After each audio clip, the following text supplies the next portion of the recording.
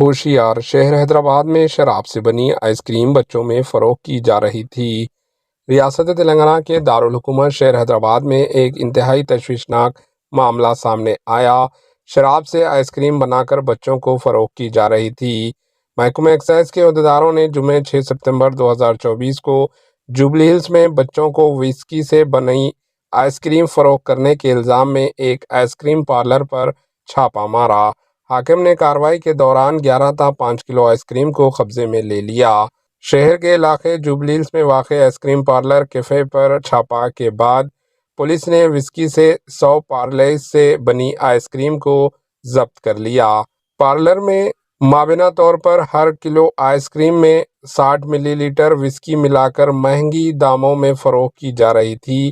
Excise department کے مطابق دکان کے مزید صارفین کو راغب کرنے کے لیے فیس بک پر الکحل والی مصنوعات کی تشریح بھی کی۔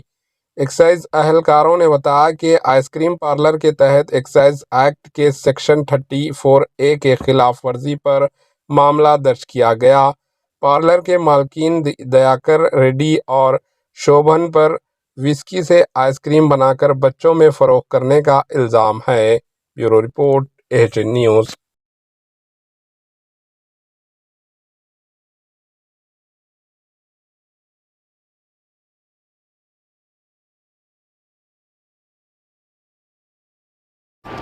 AHN نیوز کو لائک کریں، شیئر کریں اور سبسکرائب کرنا نہ بھولیں۔